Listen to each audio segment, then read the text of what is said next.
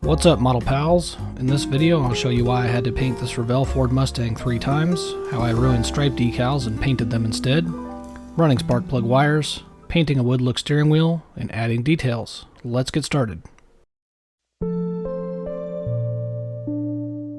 While we take a look at what's in the box, let's talk about goals for this project. First, supporting the Mustang 60th anniversary group build, hosted by Scale Speedworks. I'll link his channel in the description below. Second, to try large decals on the car model, something I have not done before and I need practice at as I want to build a lot of race cars in the future. Third, to improve my chrome work compared to my previous model, the Corvette ZR1.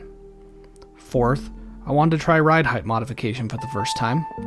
And finally, we have to have some fun. Be sure to stick around till the end of the video to see if I'm able to achieve all these goals.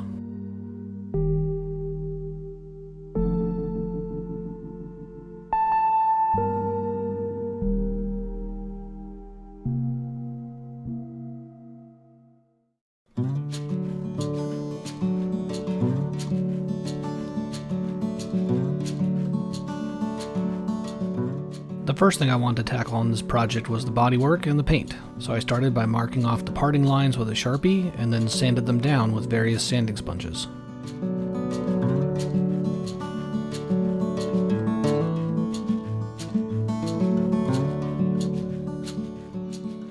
The mold line behind the rear quarter windows was pretty challenging to get rid of, but just take your time and you can do it. There's some flash on the body to clean up, but it's really not too severe.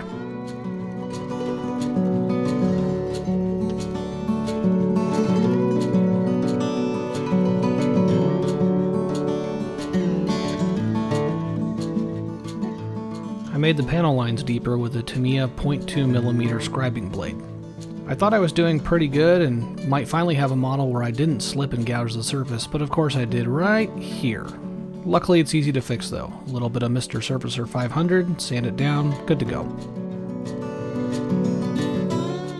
When this body was separated from the sprue at the factory, they took some huge chunks out of the rocker panels, so I had to fill this with Mr. White Putty.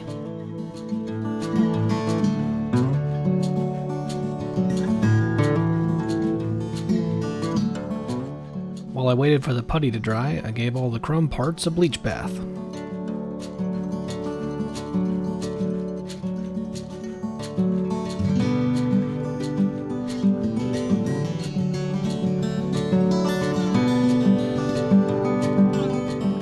I made sure to test fit the front and rear bumper. I didn't want to have a mistake here, and then after all the work when I went to attach the bumpers at the end of the build, they wouldn't fit right. That would have been a disaster.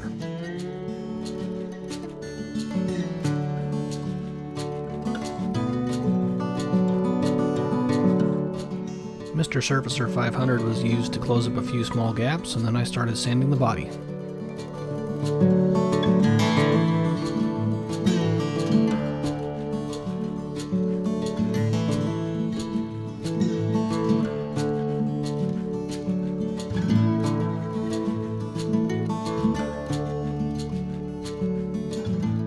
Here's a small mistake to avoid. Make sure you paint inside where these side pods go and paint inside the side pods themselves before you attach them. It's a little challenging to get paint in there later.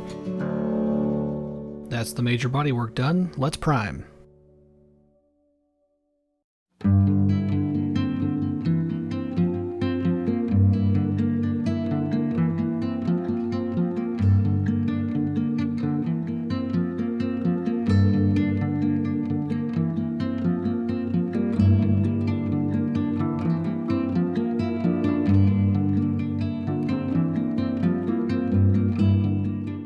The first round of primer helps to identify any flaws in the body I might have missed by unifying the surface and getting rid of the sheen that comes with the plastic.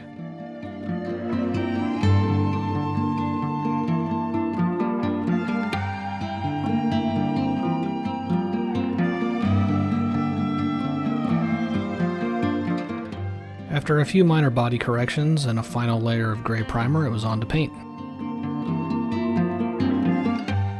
The particular Mustang I'm building is a 1966 GT350H. The H stands for Hertz. These were cars that you could rent from the Hertz Corporation, Most of them came in black or white with gold stripes, but I wanted to do something a little different, so I looked up some complementary colors to gold and liked that an emerald green color would go well with gold stripes.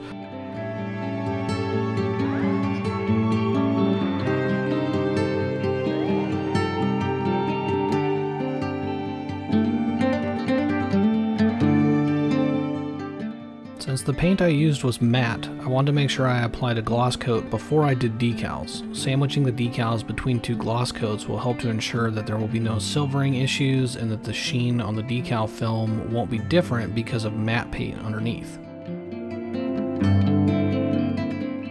I must not have done a very good job applying the matte paint because the gloss coat was far rougher than I anticipated, and I wanted to wet sand that down a bit before I did decals. So I did that, but of course I burned through the paint a little bit. I ended up having to go back and apply another thin layer of the color, build it up in the spots I'd sanded through, and then reapply the gloss again to get ready for decals.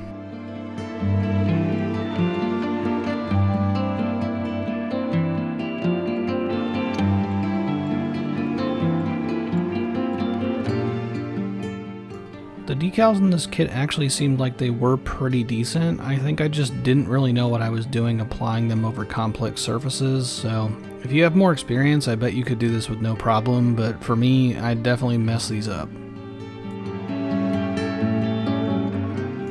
I used a digital caliper to make sure that the stripes were centered on the body everywhere so they'd line up just right.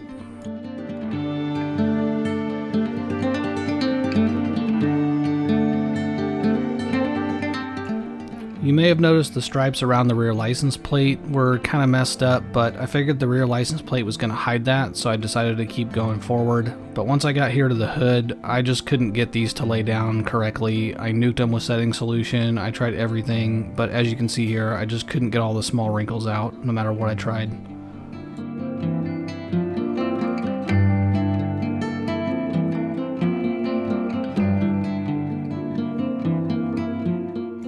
This is the best I could get them after about 3 days of trying, and I just knew I was going to have to take them off.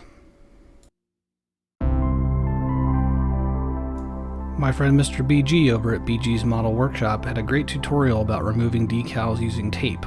I think I nuked the solution on the hood decals so hard though, I could not get them off with tape, so I had to resort to wet sanding.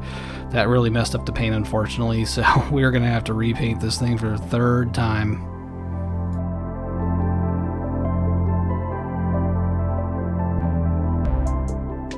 The aftermath of decal removal. A few more coats of paint repaired the damage from wet sanding off the decals, and we were ready to try painting stripes, so 2 firsts on this model.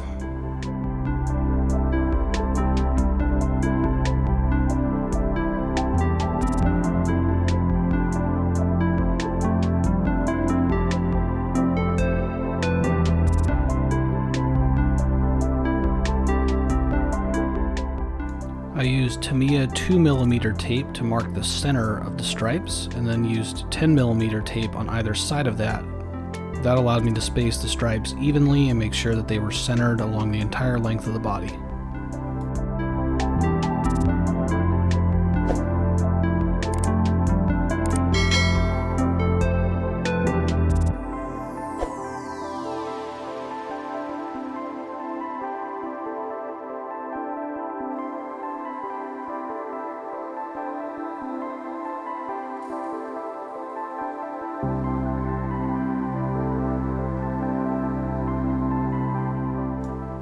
For the first layer of gold, I thinned the paint with Mr. Leveling Thinner, but I was having trouble getting really good metallic coverage, so for the second coat I switched to Mr. Rapid Thinner and it worked a lot better, so I definitely recommend using that if you're going to paint stripes like this.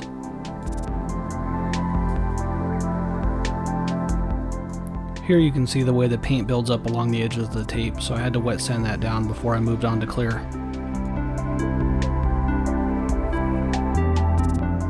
Why does metallic paint always find ways to get under your masking to the most random spots? Oh well, easy to fix.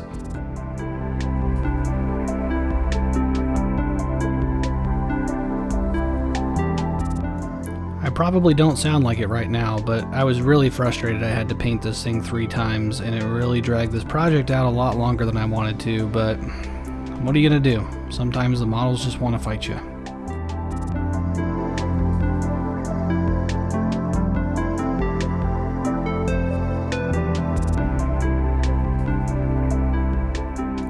I did still want to use the side stripe decals, and luckily I was able to get those to lay down okay. Thankfully the surface was mostly flecked. I also didn't record it, but I did add some clear to protect them after this.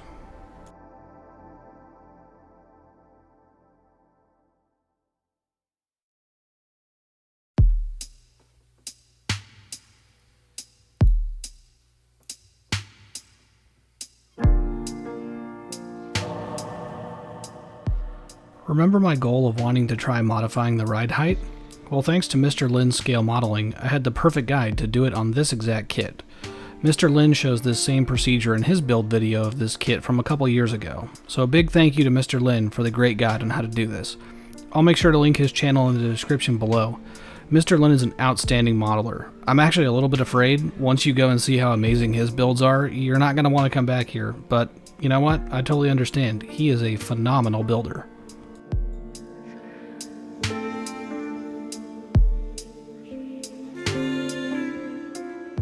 I use the same procedure on both the front and the rear of this vehicle. I start by cutting off the axle stub and drilling a hole in the center of it. Then I drill a hole in the hub 1 mm off center, obviously in the direction to lower the ride height. Then I use a brass pin held in with super glue to reinstall the axle stub onto the hub. Once that's in place and flush, I use a little bit of styrene cement to just reinforce the joint.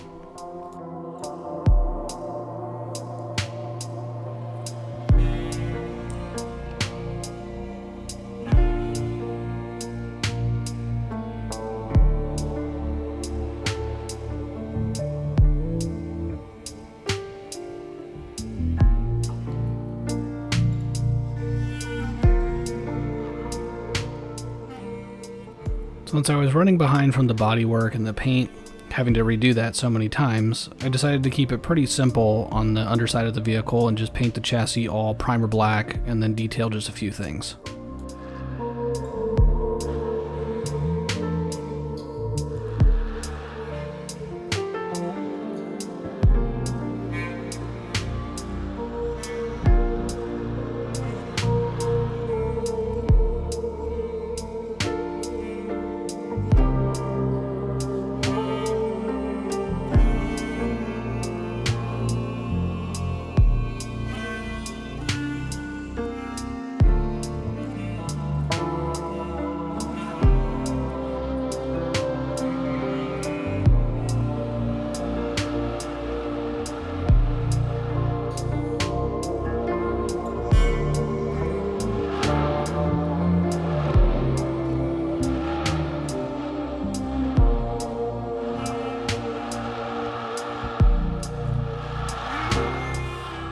I don't know if the exhaust on this car is actually all aluminum, but it was loaded in my airbrush and it's a close enough color for me.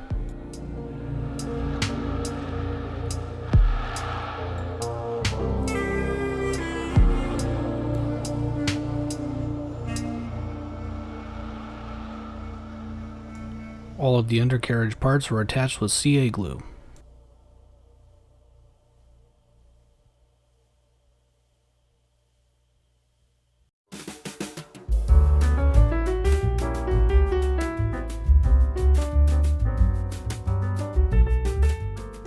The kit engine seems okay out of the box. I haven't really super detailed an engine before, and this was not one I was going to try, but I did want to make sure I added spark plug wires to this one.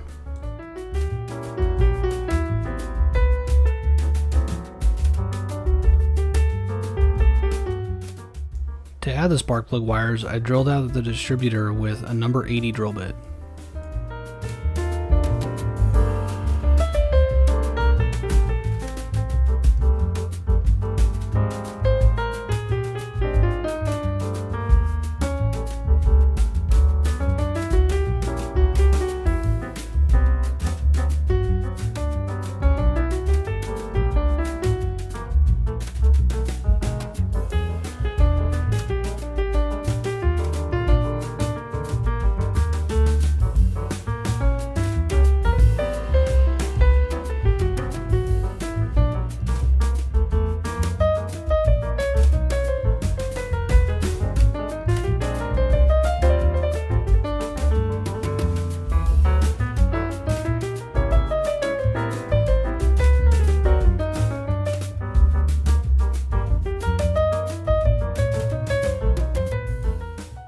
I don't have a paint that's specifically Ford engine blue, so I just picked a color that I already had that I felt was close enough.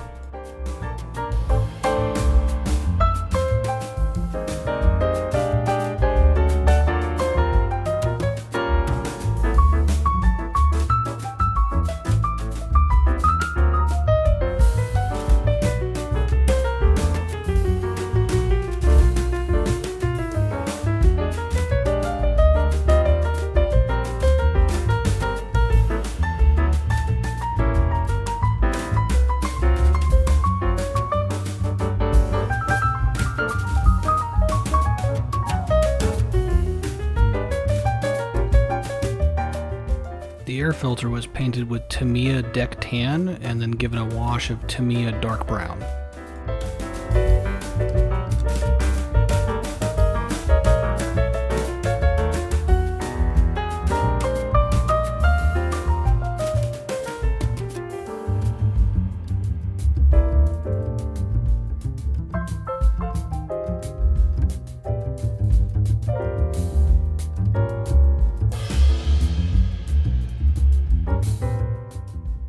A commenter on my Corvette ZR1 video said that the carburetor should have a yellow tint to it, so I left it chrome and then I used Tamiya Clear Yellow to kind of give it that effect.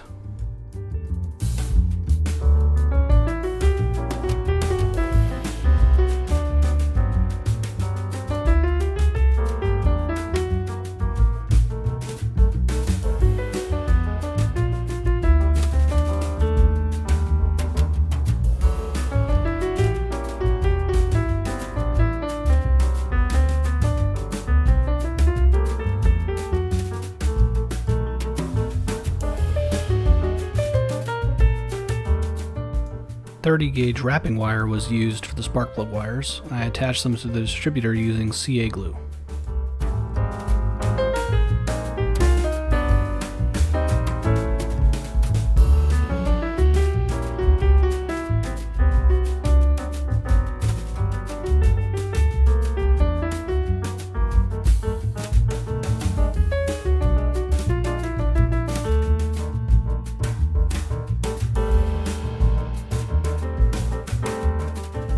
I checked some reference photos to figure out exactly where the spark plugs would have been on this engine block, drilled the holes for them, and then I had to thread the spark plug wires through the exhaust manifolds on each side and glue them into place, which was a little bit challenging, but I eventually got it done.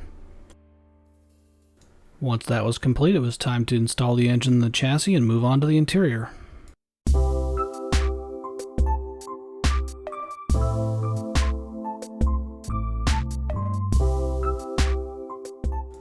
The interior on this kit is fairly basic, and I didn't really want to do anything too crazy, so I tried to keep it relatively simple. Don't forget to paint the transmission tunnel area to match your chassis, otherwise when you flip the car over you're going to have a bunch of white under there, which is not going to look too good.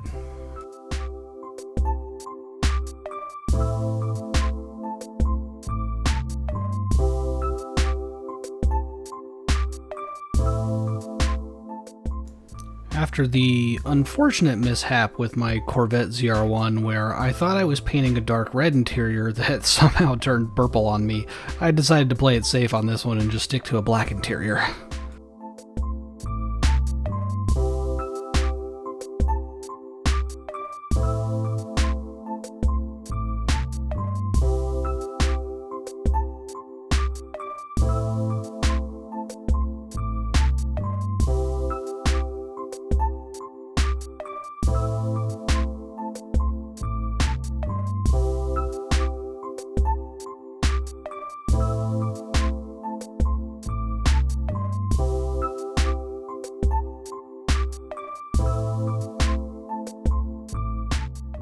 This kit doesn't come with decals for the gauge cluster, so I dry brushed them to try to bring out some of the detail.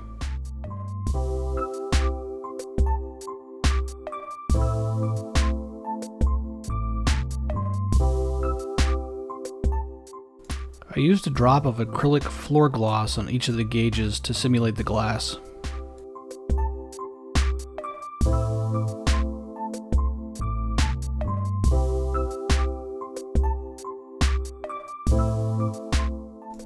I find these chrome pens sometimes flow too fast, and so that caused me to make a little mistake right here. I did go back and touch it up later with some black paint, but it's still a little bit noticeable.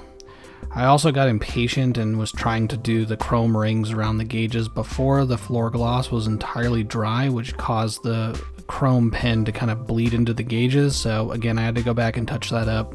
Lesson learned, just need to be a little bit more patient sometimes.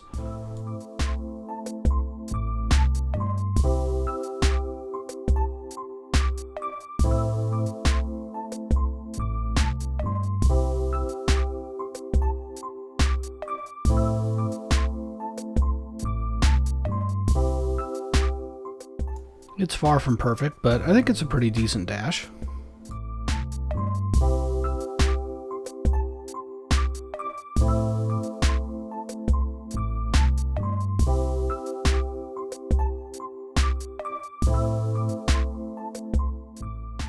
I made sure to install the shifter and the seats before the dash so that it wouldn't interfere with them had I done the dash first. I did add a little bit of detail to the steering wheel by drilling out all the holes. I think it looks a lot better with this very simple modification, and it was easy to do. I just used 4 different sized drill bits to achieve it.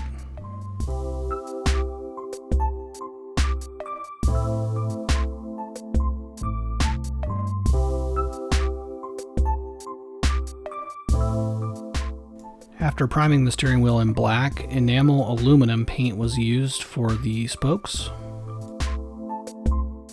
I wanted a pretty subtle effect for this because based on reference photos, the wood grain is not super prominent on these steering wheels, so I started with Tamiya's Flat Earth, and then using a fine brush, I used whole red from Tamiya actually to create the wood grain texture, and then I used Gaia Clear Brown to finish the steering wheel off and give it a little bit of that glossy look.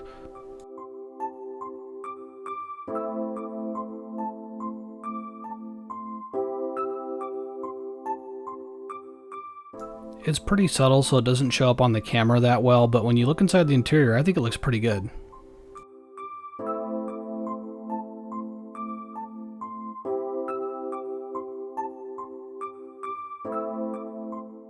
And that's it for the interior. I actually think it looks okay. I was decently happy with it.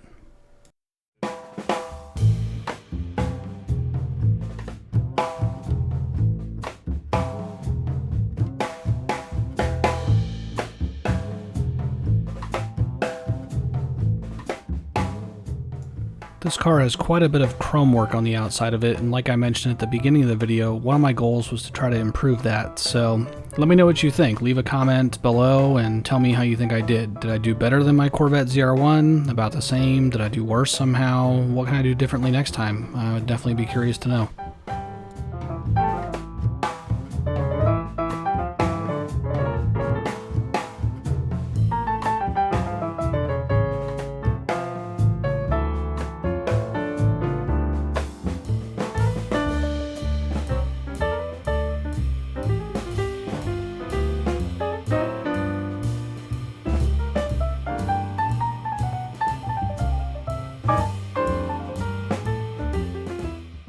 One thing I did try this time that I think was an improvement was I got a little bit closer to the pieces, and when spraying the all-clad chrome, I tried to go even lighter than I did before, so light that it was almost like I wasn't putting down any paint with each pass, but I could see it slowly building up, and I don't know, it seemed to work a little bit better, but not quite where I want to be yet, I don't think.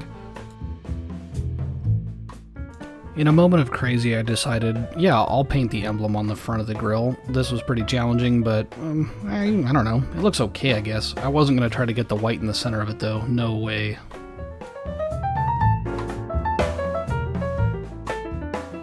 Reference photos showed that the reverse lights are a sort of off-white, so I used Tamiya Deck Tan and then added a drop of that acrylic floor gloss to simulate the glass.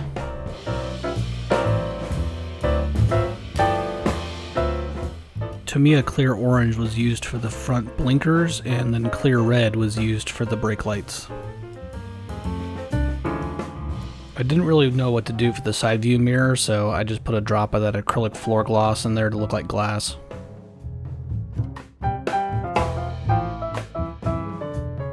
Some of the wheels need a little bit of extra coaxing to stick together.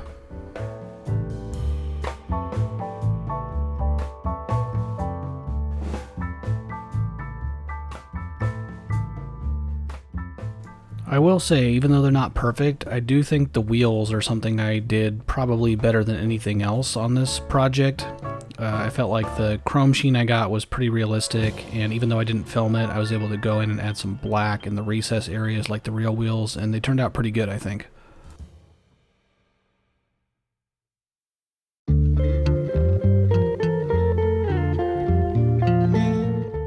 So as you can imagine, after having to repaint 3 times already, I was pretty terrified about burning through the paint here at the end, so I very carefully wet sanded with 6,000 through 10,000 grit sanding sponges, and then only used polish, no cutting compound or anything, because I did not want to ruin this and miss out on the group build right here at the end.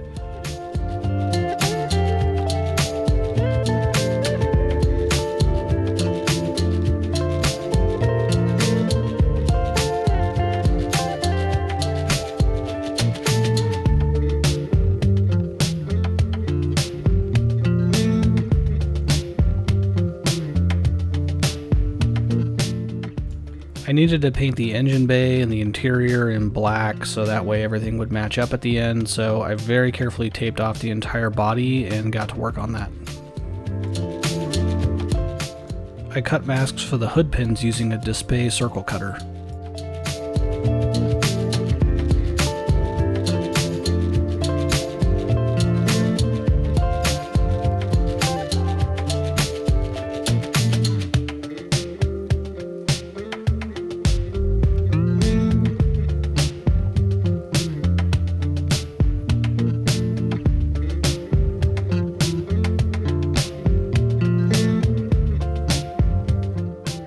I decided to try painting the emblems on the side of the body. They're not as pronounced as they were on some other kits I've done, so I had a little bit of trouble here. Up close it doesn't really look that great, but from a few feet away, it does the job. The glass fitment on this car is not so great, honestly. So I tacked the glass in place with Mr. Cement SP Black and then used white glue to really hold it in place. And then I used a 1-2-3 block to apply pressure to make sure that everything was nice and tight. Same story for the front windshield. Fitment's kind of meh. I didn't glue the sides of it in. I was afraid that they were gonna crack or break off when I had to flex the body to get the chassis on, because they don't even really butt up against those little front quarter windows anyway.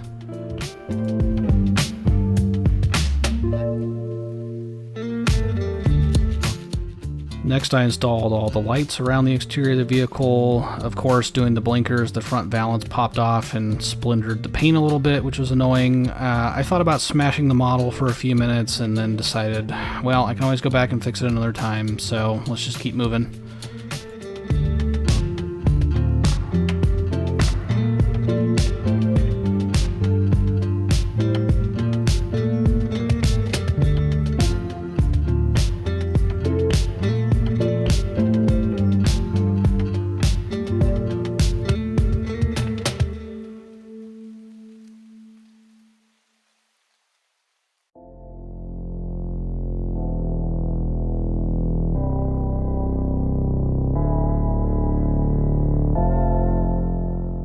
It's details like this door handle that make me wish I had a 3D printer, because I probably could have cut these off and 3D printed some much nicer ones somehow. I don't really like these molded on ones, but I just had to paint them and make them look okay.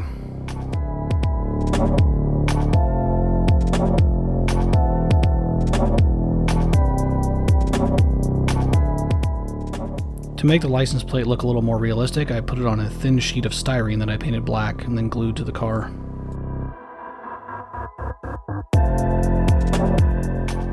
Due to the paint, I had to enlarge some of the holes for the lights before I installed them.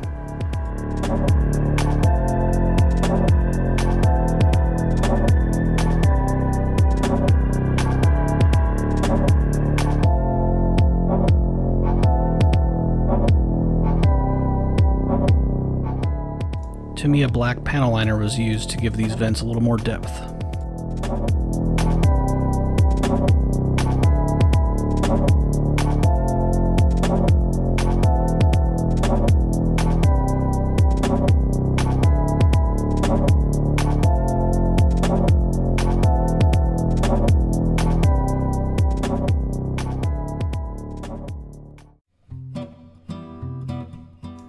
chassis was a little tricky to install, not too bad. Just take your time here. You can see I use a toothpick to kind of pry the body, and eventually it'll get in there nice and tight.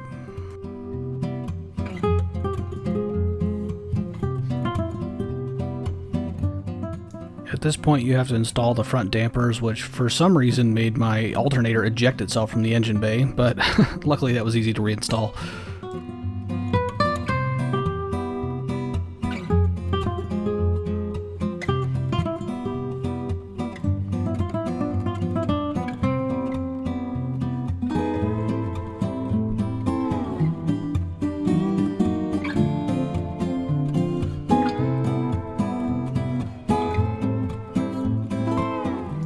The wheels will fall off the axle stubs pretty easily, so I glued them on. I don't know if that's because I modified the ride height or not, but that was what I found.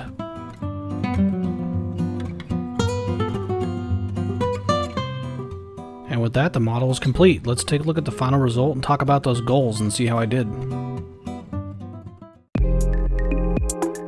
So while we look at the final result, how do we do on the goals?